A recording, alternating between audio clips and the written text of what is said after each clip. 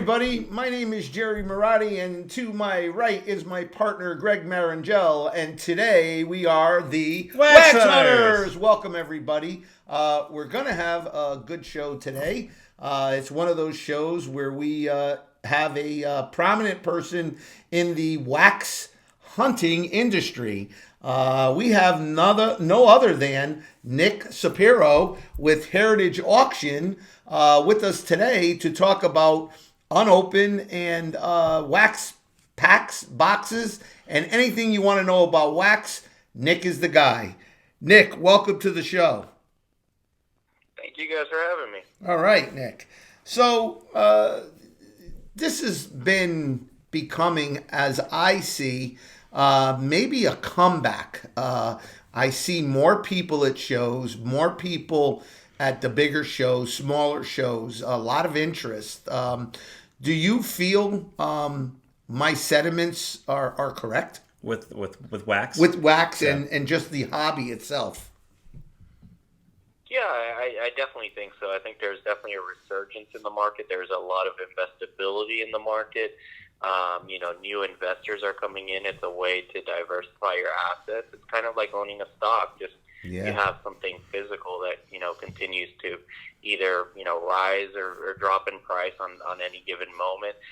But with the economy doing so well, everything, seems to be rising. Wow. So, if you don't mind me asking, how old are you, Nick? I am about to turn 27. 27. Wow. Happy almost birthday? Yeah, happy almost birthday. You're a young guy, and that's great because, we worry about where is this industry going with new people, younger people coming up in the industry. Now, you're with Heritage Auction, and you're a young guy, and you do a lot of their wax selling and promoting. How did you come up in the business at such a young age? That is tremendous. Sure, yeah. I came up pretty much, I've been a lifelong collector, so, ever since I could remember as a kid, my brother and I would go into, in Miami, we didn't really have a lot of sports card shops, so we'd go into Target or Walmart and get whatever we can there, and that's kind of what got me started in it. And then, as you gain more appreciation for it and you gain more knowledge, you start venturing into other areas like vintage, vintage cards. So throughout college, I built a rookie card collection and started delving into wax, kind of on the side, buying and selling. And then out of college, I was fortunate enough to, know the right people and got a job in the industry and haven't looked back since. That's huge. Who's your favorite rookie card that you were able to pull in? Probably my favorite rookie card that I would always acquire whenever I'd see one was probably like a Ricky Henderson rookie, just because, wow. To me, it was just such an iconic card, and at one point, I probably accumulated like 85 of them in wow. various conditions. I would hoard rookie cards. It was just one of those things that if I came across a Hall of Fame rookie, I was going to buy it. So do you have that Gem Mint 10 PSA slab 1980 Topps wax pack? Yeah, if only. I definitely throughout my collecting definitely owned various 1980 Topps boxes. I probably at least 20 something 1980 Topps boxes. Wow. Over wow. the years. I've sold them since, but they would come and go, and I wish I had one now. Kind of looking back, they have risen quite a bit in price. I was buying those at like $500, $400 to $500. Wow. And now I think they're $2,200, $2,500. Yeah, they're up there. So they have. They're up there.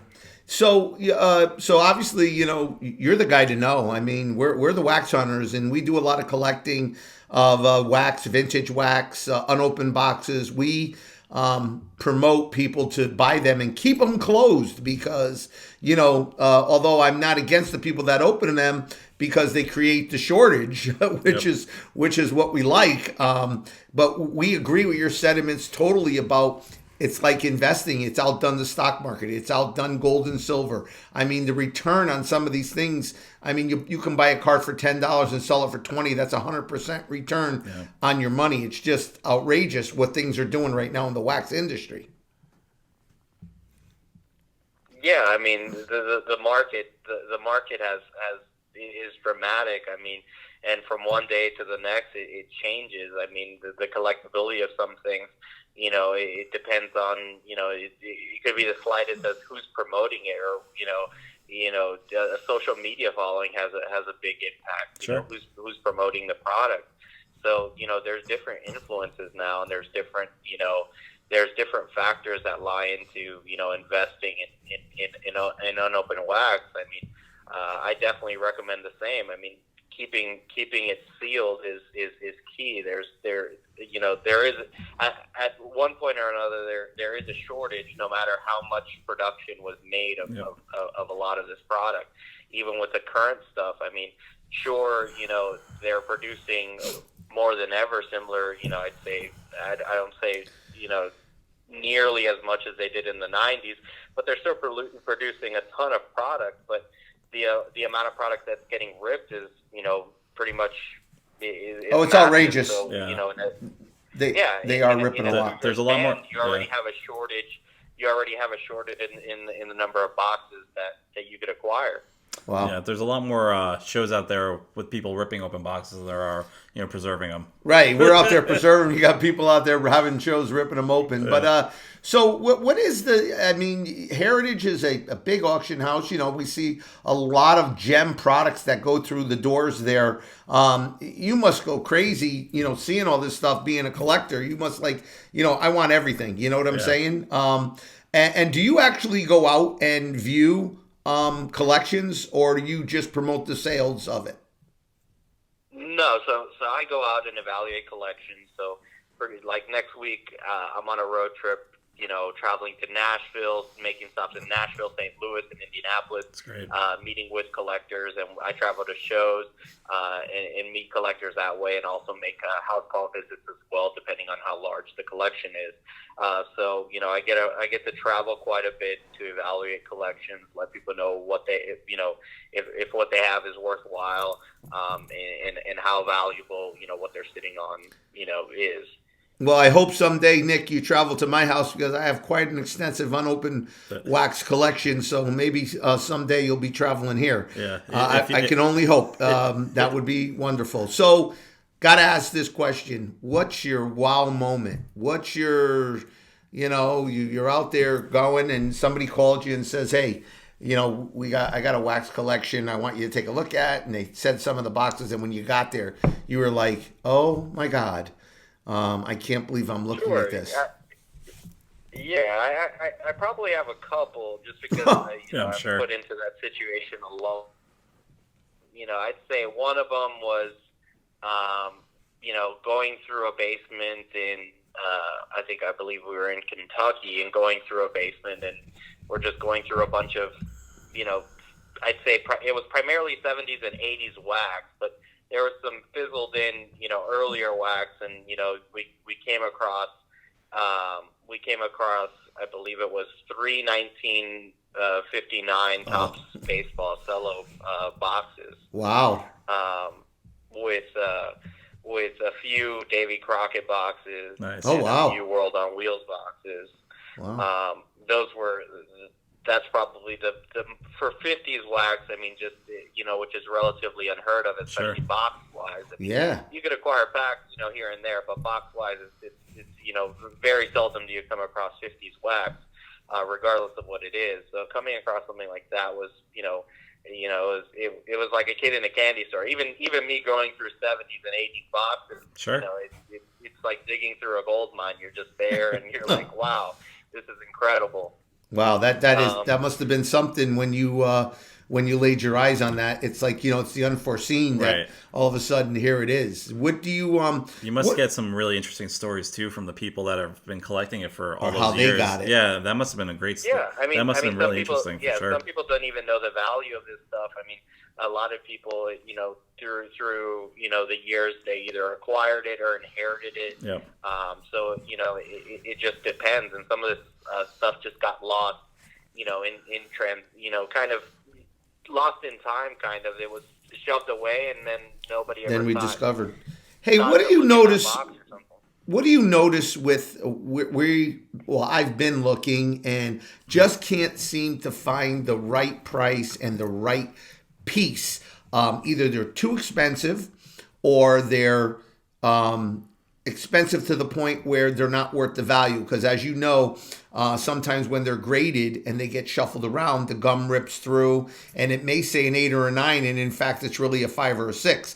I've noticed this with 1971, which incidentally is my favorite year, and I don't own a pack of it yet. But what is it with the 1971 wax packs? You guys had one on there, and it sold for quite high. And the condition was average. You had some holes through it and stuff like that, but nonetheless, it still sold at a high price. What do you know about 71? Sure. What do you know? Well, what I tell you in general is, keep a close eye, especially if you're collecting packs. Keep a close eye on the population. If the population is extremely low on something, that means there's very, very little product out there. So regardless of what the condition is or what it was graded, you probably know there's situations where that may be the only time that you're going to be able to acquire that specific pack, just for the sheer fact of rarity.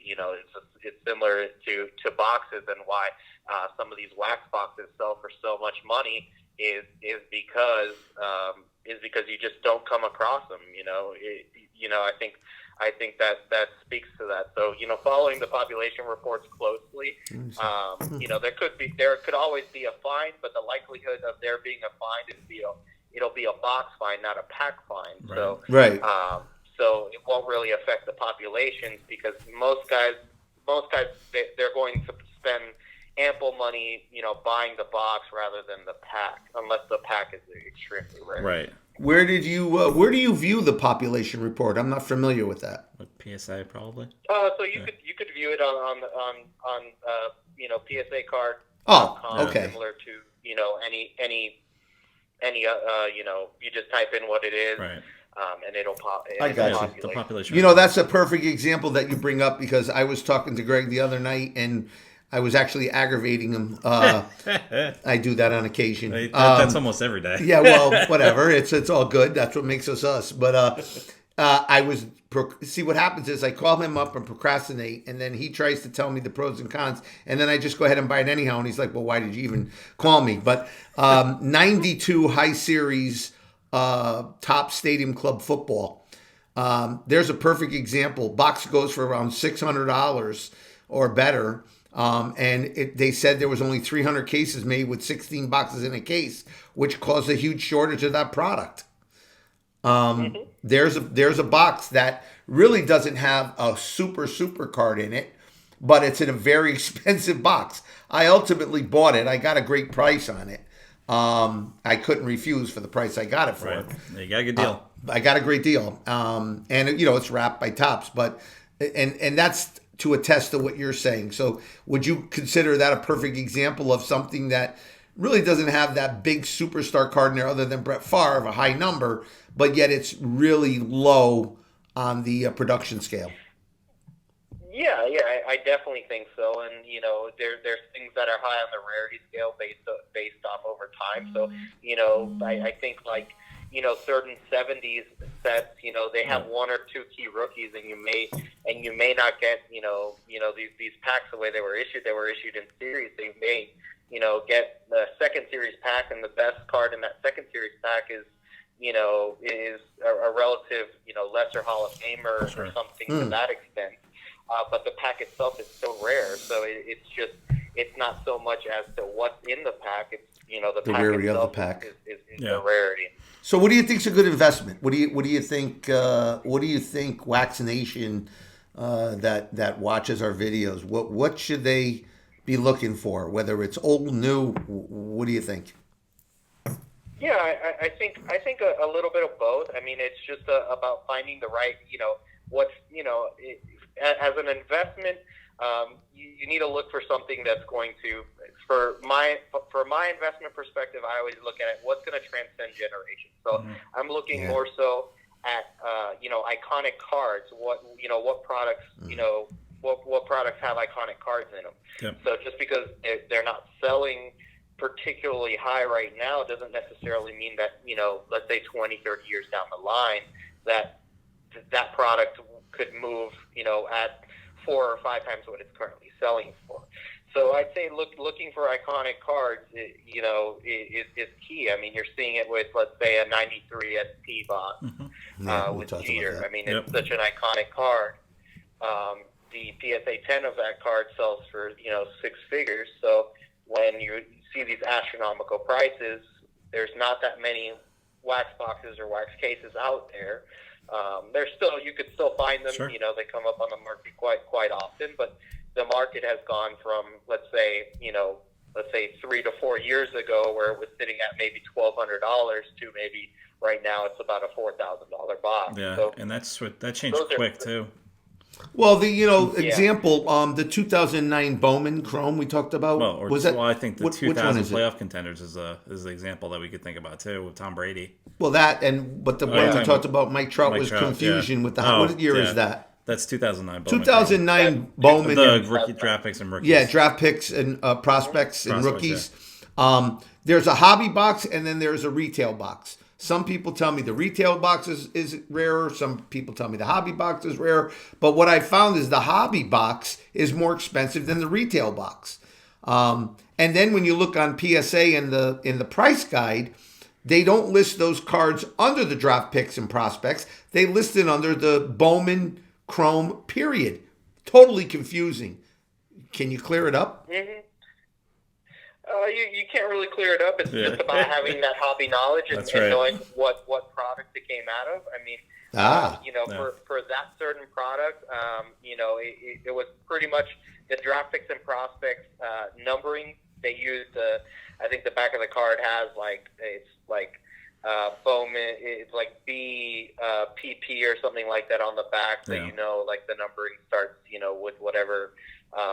So that's kind of it's just doing your due diligence and researching what product. Some of those Bowman products had no prospects in them just because they had autographs and rare cards in them doesn't necessarily mean that they had a good prospect class. Right. Similar to football rookies, and basketball years, there's dead years and there's good years, and sometimes there's a resurgence, but it's about kind of there's so much information on the internet that you could quickly narrow exactly what product something came out of. Yeah, that one's particularly hard. Yeah, well, I know that was driving us batty. He's like, "Which box do I go after?" I'm like, "I don't know." Didn't know. We couldn't just buy them all. Yeah. You can't go wrong with a Mike Trout rookie card year. No, not quite. You'll be fine there. But yeah, for us, we're talking about like iconic cards. Jerry and I, we're going back and forth with the 2000 playoff contenders with the Tom Brady rookie card. I know that we were following. It's funny because we were following a box between eBay and a few other places, and then you guys had one on your site not too long ago. Yeah. It ended up going for $25,000. So it was kind of crazy. It like literally doubled in value from that one auction. Sure. Yeah. I had offered $10,000. Yeah. And at the time when you offered it, that was like market value for it. Right, and he wouldn't move anything. Yeah, the guy. I mean, 2 years ago that was a $4,000 box, $4,500 box. Oh my God! It's still relatively hard to acquire one. Yeah. Just because there's not that many out there. Yep. And even then, some people will buy. We're buying boxes at $4,000 and still ripping it open, and then they pull absolutely nothing. And searching for Brady is like finding a needle in a haystack in that product. That's right. There's nobody else in there. If you don't pull Brady, you are losing and thousands of dollars. And, I mean, these boxes, yeah, these boxes, are extremely, extremely hard to come by, and Yep. guys hoard these things. Sure. I mean, there was guys buying these things and stacking up, what, 6 or 7 was looked at to be a lot, because Wow. there's not really, I mean, a case is pretty much unheard of. Yeah. So what's Heritage have? They sold that box, but what does Heritage have coming up in your current auction here? What do you guys got? You got anything off the top of your head that should be noted? Yeah, I mean, in our current auction, we have an '86 Fleer box. We generally, have, I'd say, 86 Fleer. we offer, I'd say, maybe 3 a year now. Yeah. They come up quite often, but they're still extremely collectible, and it has the most iconic basketball card in there. So For sure. from an investability perspective, it's extremely safe. In our spring catalog, we had something really interesting that Steve Hart was actually really excited about, that we actually just sent last week. I took in a collection of 1967 Topps rack packs. Oh, nice. And two of the packs have Mano on top. Oh, get out of here. They have who? I'm sorry. Mantle. Oh my God. Those are gonna go to Oh, the roof. forget it. That's it. Forget it. It's all over. If I had the money, I'd Get out the grenades. I'd be bid on that right now. Yeah, that's gonna go. That's gonna be up there. So yeah, I mean, stuff like that is the crazy stuff that we get a call and you're like, nah, this can't be, and then Right. and then you finally get it through the door, and you're like, wow, this is how did this survive? How did that happen? So one of the packs has Mantle and Stargell on top, and Eddie Matthews on the back. That's the best pack. That's crazy. That's amazing. Did you guys put a price on it yet? It's probably going to sell somewhere in the neighborhood of, it's definitely upwards of 5 figures. 6. We just don't know how much. Yeah. It's whatever two guys take it to. You never know. Yeah. You never know. Probably, you're never going to see this again, so it's going to be one of those things. Right. If you guys really want it, if you want it, you got it. know. This is the time to go get it. Like those 71 packs. If you see a 71 pack, you go after it. So can you kind of walk me through, like, if like, say my good friend Jerry with his Marathi collection, wakes up one day and wants to call Heritage and have his collection, go out to auction. I mean, his collection alone probably can have its own booklet, but like, what does it look You're being like? too kind, but What does it look like for a collector if they want to come to Heritage, and like, what's that whole process look like? Sure, it's relatively simple. I mean, you either give us a call or send us an email with kind of what you have. If you don't kind of have a list together, we kind of ask for pictures or kind of a general gauge as to what you have. And then, from there, most people provide us a list, and we kind of price it out for them, give them an idea of what it's worth. Most people do end up sending in the items directly to us. So we provide them shipping instructions and insurance value and the whole 9 yards. Nice. So from the moment they send it, it's in secure hands and they have peace of mind. That's pretty much how the process goes. We give everybody an evaluation prior. We give them a range as to where it's going to sell for. And what the potential is on it. And, a lot of things are cut and dry, and a lot of things have a lot of variability, like these 67 packs where nobody really knows until it goes for auction. Yep. Right. So, you have certain things like that where you try to give them your best answer as to what it's worth. But in a lot of cases, it's, and I wouldn't say a lot of cases, but in some cases, it's whatever two guys are willing to bid it up to. Sure. Or maybe more. What are your fees for? Well, let's just give you an example. Say a box is sold at $1,000. What are the fees what would it cost the seller? Our fees vary based off consignment value. Okay. I'd say our standard rate is 15%. But that does vary based off value. The higher right. The higher amount that you have, in value, the more negotiable our rate is, sure. and the more we could come down on our rate. Gotcha. That's great. That's really cool. So from a rarity perspective, are there any items, like newer items that like newer wax that you see coming out to auction that are getting more attention than you would have expected? I mean, I'd say like some of some of the '90s wax is very surprising. I mean, especially in basketball, in the basketball realm. Even in the baseball realm, you have the same type of thing. People just seeing rare inserts that are were nearly impossible to get, but the box price is reflecting off the chance at getting one of these rare inserts. So those are kind of surprising. I'm not really surprised at the newer stuff. Just because I see so many people ripping the product. So, the more people that rip the product, there's just less supply of the product. So therefore, in a short period of time, go Rippers. A 3-month span, the box price could maybe double or triple what it's selling for. Wow. Well, we saw that with just the basketball from last year with Doncic. Box, it was would you get first off the line for like first off the line for like $327 or $330. That was in like March, and now it's now $1,100, $1,200. It's probably more than that now, but it's like range. Gone up 4 times in value in not even a year. Mm-hmm. They're great investments. There's really good investments, but again, everything in the market is, there's safe investments where, hey, this can't really fluctuate. And there's more riskier perspectives that are all dependent on 1 or 2 players. And if those 2 players don't perform or that 1 player doesn't perform, your box price is going to reflect that. Yeah, so, it starts to go there's down. always fluctuations, and in some cases it benefits a lot of people that stockpile a lot of product. Like, for instance, card shops. They, in some cases, they love it when their product doesn't sell because they'll put it in their back room if it didn't sell, and it's not meeting. It goes below, what they paid for it, and 4 years, 5 years down the line, that box, if one guy hit, that box becomes a gold. It's essentially gold. He couldn't move it for $40, $10 below what he bought it for, and now it's a $300-$400 box. Wow. Yeah. So, in wrapping up here, I have the question that I ask everybody that comes on our show that knows about collectability, and it's an inside joke between myself and Greg, and he doesn't know it's coming. He's laughing already. So I already know what your answer is. All right, well, let's see what his answer is. Nick, if you had a choice, Nick, between a box of 1978 Here's Bo or a 1992. Nope. What was it? It was 1990 Top Simpsons. 1990 Top Simpsons or a 1978 box of Here's Bo.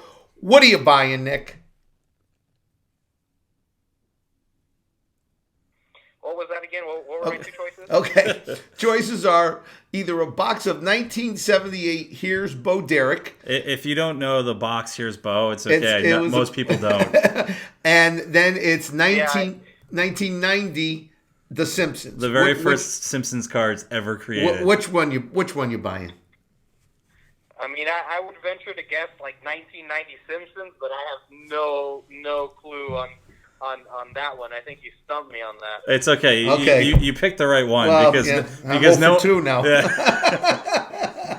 I'm 0 for 2. We have an inside joke with, I bought a box of Here's Bo and I had it wrapped, and he's been breaking them off on me. He bought a 90 Simpsons box, which I was breaking them off on him. Bunch of those, He has a whole bunch of them, and I'm like, the Bo box is definitely going to be worth more down the line. He says no, so every time we get somebody on that has an idea about wax, we sort of blindside him with that question at the end of the show. Which one you buying? Here's Bo or Simpsons? Well, when you talk about rarity, I think Jerry may have one of the only boxes in existence. No, I don't think so, but I hope it's true.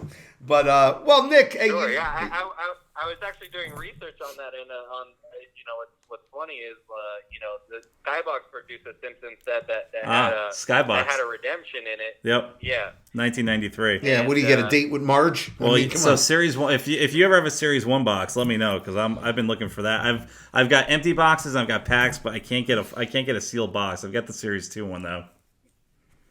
Yeah, I think I saw one box sell and it sold for like $400 or something. Yeah, it was something. It was really high. Yeah, I've been looking for that one for about a year. Yeah, the sketch card in there was a redemption, and they only produced 400, and things sold for maybe like a couple grand maybe. So I found that extremely interesting. I was reading up on that. It was funny you mentioned that, but Yeah, no, I love that definitely one. got me Yeah, stumped on that question. yeah, but Well, we got to get somebody in their 50s, not in their 20s, so they it love sounds Here's Bo. sounds like The Simpsons is the resounding answer. But yeah, the '93 Skybox is definitely the I'm better not going boxes to give to up get. on that. I'm telling you right now, I'm not giving up on that. Eventually, you'll I find am one not person. giving up on that, so don't worry about it. We can argue this till the. I mean, everyone knows The Simpsons, Jerry. All right. Yeah, I think that's the thing. I think The Simpsons has transcended throughout generations, so everybody knows. So I feel like most people are going to pick The Simpsons.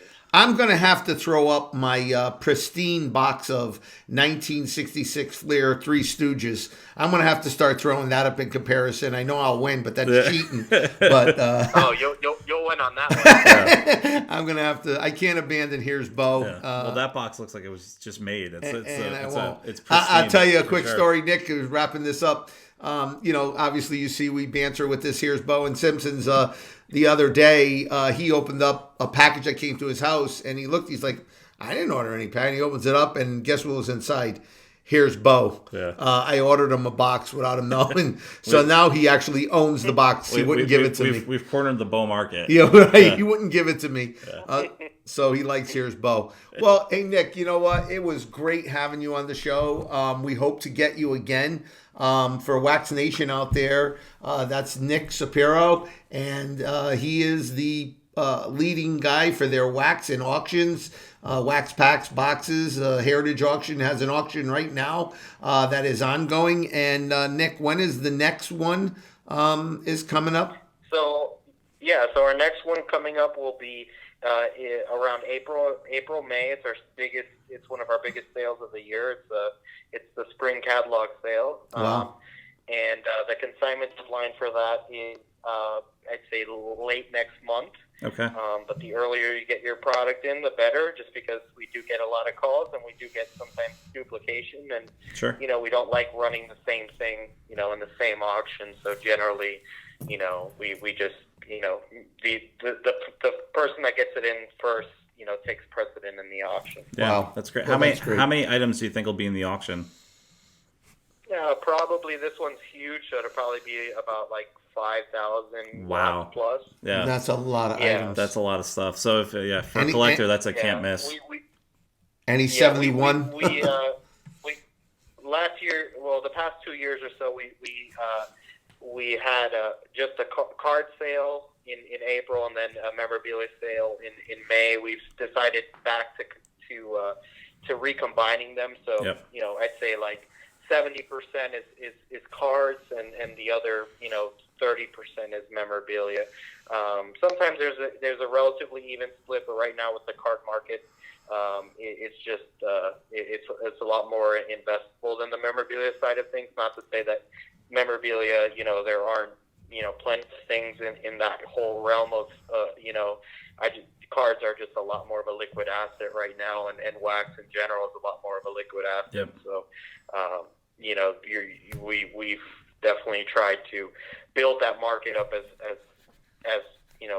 as quickly and as good as we can, with the resources that we have.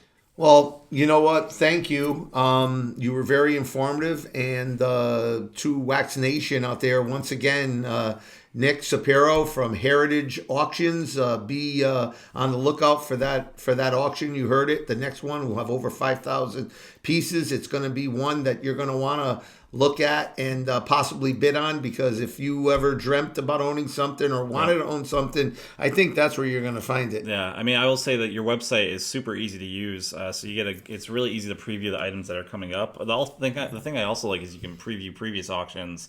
Yes. And see items that were sold. Yeah, that sold. They do that. Yeah, so That's you can get an idea of the types of items that will be coming up. Yeah, all our database is public, so all you have to do is register for free, and you have access to our entire database of what we've sold, from the inception all the way to present day, which is a great resource. It's huge. Yes. If you have something that's relatively obscure, you could see what the last one sold for, and if it hasn't sold, you could always, click there. There'll be a button on there that could see, contact one of our experts. Yeah. If you want to, all of our appraisals are free. So if you want an appraisal on something, you could always give us a call. That's huge. Yeah, that sounds great. Well, Nick, thanks again for your time. We really appreciate it. We hope to have you on the show again if you'd like to come on at a future date.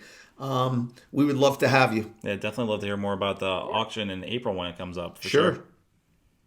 Yeah, perfect. Yeah, I mean, I'd love to come on again, and thank you guys for having me. Yeah, all right. Thank you so much. We appreciate it. Well, Nick, you have a good day, and we will talk to you soon. Wax Nation, there you have it. Nick Cepero from Heritage Auctions. Make sure you check out their auction. Nick, thanks again, and you have a great day. You too. Bye-bye. Take care. So there you have it. There you go. What could you say here? There's not much to say. I mean, look, of the auction, of the places to sell a collection, Heritage is the one to go to. Yeah, it's you said the auctions of auctions. You said it earlier. It's comparable to like Christie's or Sotheby's. That's it. You know, in the art world, for sports collectibles, it's Heritage. I mean, they get the best prices. They have the best items.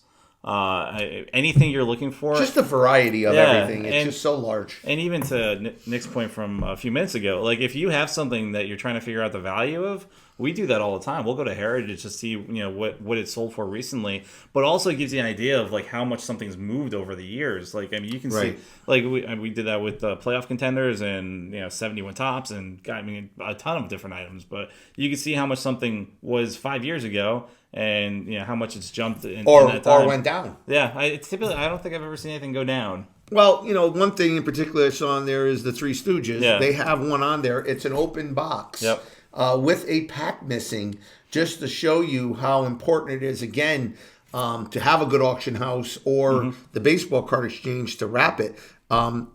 Steve wouldn't wrap it. And it has a value of $2,000. Yeah. So interesting to see what that piece goes off for, because I'm looking at it because of my pretty much almost pristine box of it, and if it's $2,000 with a pack missing, right? Well, what's a box worth with no rips, no, right? The box is in near mint. I would say every time I look at it, I still can't. It's in near mint condition. I mean, you might have a little bit here and there, but there's nothing that's going to distract the eye. Say to speak, it's a near mint box, almost 50 years old. I was more than that. Yeah. So for that box that's out there, that's $2,000. That has a pack missing and the cover's torn and the side's torn. It's a good benchmark, so you have an idea what you have if you didn't get it wrapped or you just found it, like he said, in a basement, so you're not just putting it out at a tag sale and selling the packs for 50 cents. Unless, of course, you want to call Wax Nation and you want to sell it to us for that, we won't twist your arm. So that's right. We'll be very gentle. We'll even give you $1. Right. So that's the show. Yeah. You can't. How can you top it? There's nothing to talk about. This is something to work on for the following week.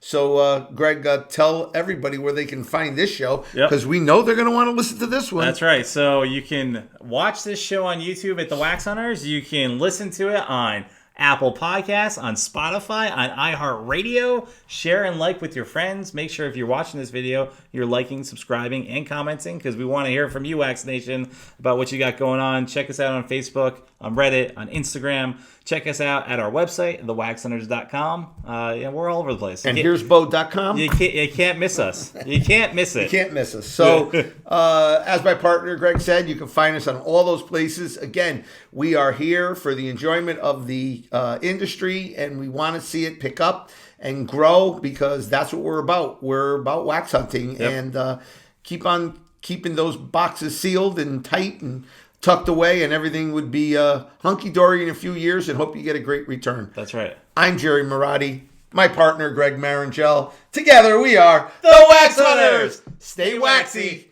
See you later.